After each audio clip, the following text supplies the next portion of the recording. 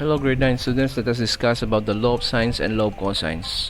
Let us have here a warm up. Solve for all the missing angles and sides of this triangle. So in this triangle we have here solve for angle Z, angle Y, and side X. So what formulas did you use to solve the triangle? Is it Pythagorean theorem? Yes, maybe. SOHCAHTOA, maybe. All angles add up to 180 degrees in a triangle. Alright, pwede. But could you use these formulas on this triangle? Solve for all the missing angles and sides. Okay, the triangle in our previous example is a right triangle, but this time it's not a right triangle. So of course we cannot be able to solve the angles and sides of this triangle using those previous formulas, because this is an oblique triangle, and an oblique triangle is any non-right triangle. There are formulas to solve oblique triangles, just like there are for right triangles. These are what we call the law of sines and law of cosines. So in this topic, students will solve trigonometric equations both graphically and algebraically, apply the law of sines and law of cosines. So you have learned to solve right triangles. Now we will learn how to solve oblique triangles, or what we call non-right triangles. So they can be obtuse triangle or acute triangle. So angles are capital letters, and the side opposite is the same letter in lowercase, small letters. So what we already know, the interior angles total 180 degrees in a triangle. We can't use the Pythagorean theorem. Why not? Because they are not oblique triangles are non-right triangle anymore. For later, area is equal to 1/2 base times height. Larger angles are across from the longer sides and vice versa. The sum of two smaller sides must be greater than the third side. Okay, so this is now the law of sines that will help you solve for sides or angles in an oblique triangle. Sin A over A is equal to sin B over B is equal to sin C over C. Or pwede rin baliktad, A over sin A is equal to B over sin B is equal to C over sin C. Yeah, you can also use it upside down, pwede. So when do we use law of sines? When you have three parts of a triangle and you need to find the other three parts. They cannot be just any three dimensions though, or you won't have enough info to solve the law of sines equation. So use the law of sines if you're given two angles and one adjacent side, AAS, ASA, or two angles and their included angle, ASS or SSA, two sides and their adjacent angle, right? AAS, ASA, and ASS. Okay, these are the conditions when we are to use law of sines. So general process for law of sines, except for the ASA triangle, you will always have enough information for one full fraction half of another. Start with that to find the fourth piece of data. Once you know two angles, you can subtract from 180 to find the third. To avoid rounding error, use given data instead of computed data whenever possible. Sample 1, we have here a triangle. Okay, angle B is 80 degrees, angle A 70 degrees. Side A is 12. Find side C, find side B, and find angle A. Angle C can be solved. Okay, we all know that the angles in the triangle total 180 degrees. So solve for angle C, 80. 180 minus 1, okay, 80 plus 70, 150, diba? So 180 minus 150 is 30 degrees. So 30 degrees yung angle C. So to solve for side B, we will use the law of sines.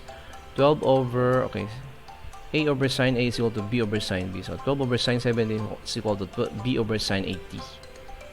Then cross multiply. 12 times sin 80 divided by sin 70 is what we call 12.6 cm. That will be the value of side B.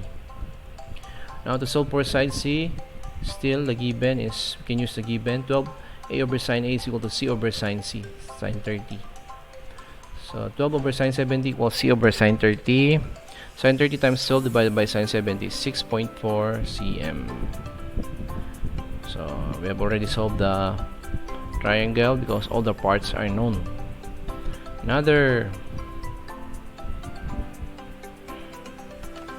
So you're given both pieces for sin A over A, part of sin B, so we start there. So all the angles are given. Okay, 45 plus 50, 95. So 85 yung angle C. Side A is 30. Find side B and side C. So we can use the formula sine A over 30 is equal to sine 50 over B. So from here we can be able to solve for B. Cross multiply. Multiply sine 50 by 30 divided by sine 45. That will be the value of B, which is, using your calculator, 32.5. How about C?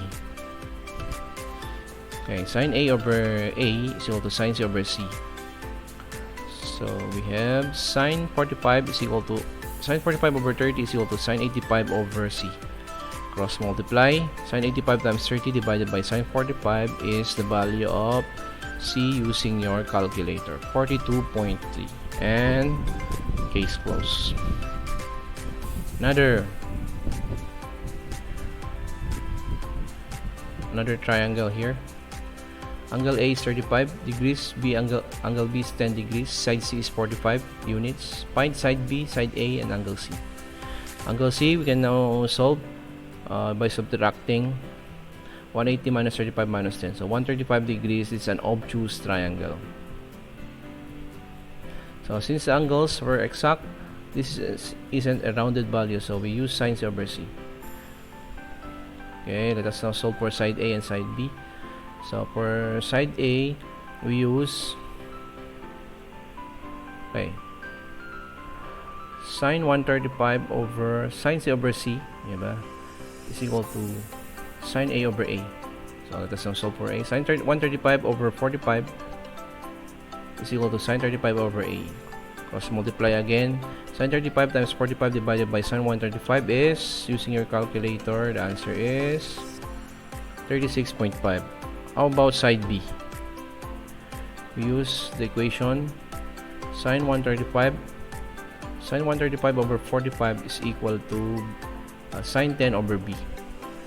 Solve for B, multiply 45 by sine 10 divided by sine 135, which is equivalent to 11.1 units. Okay, the triangle is solved. Okay, try this.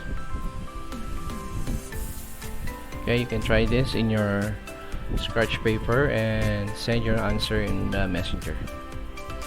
Now let's proceed to the law of cosines. When solving an oblique triangle using one of the three available equations utilizing the cosine of angle is handy. The equations are as follows. Solve for the sides.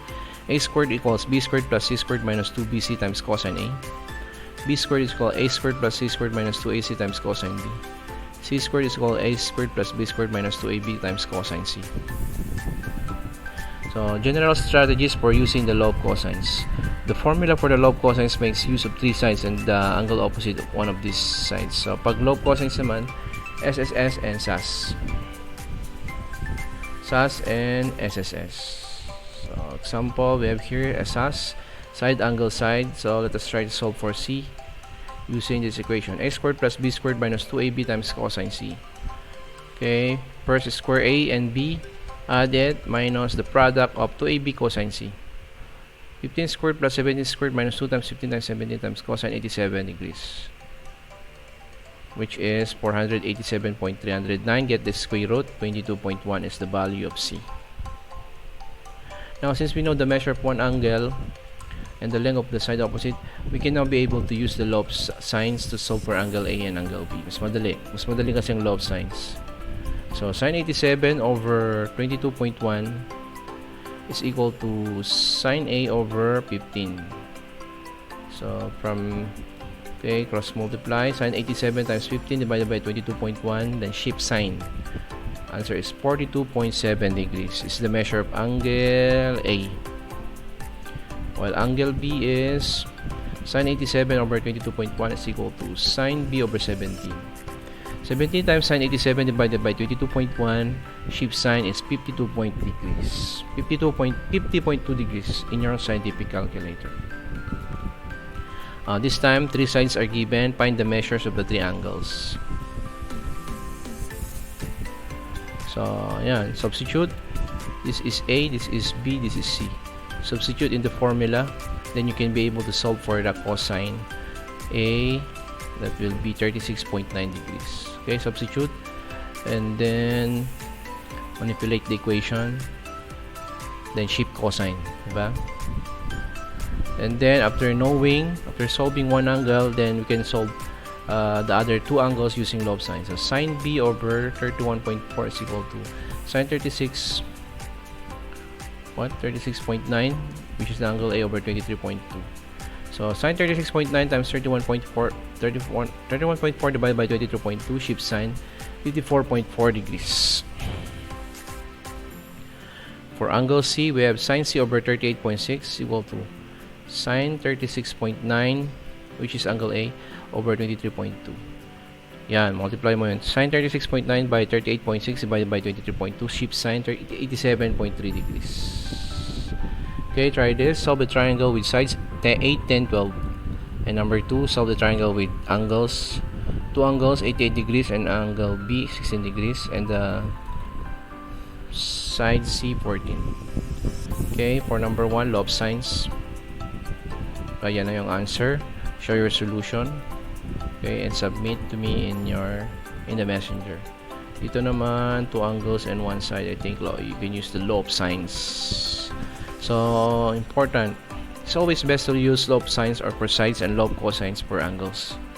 Sometimes, however, it's just not possible. You may have to switch it up. So for your practice, answer your last in mathematics 9. Goodbye. See you again next time.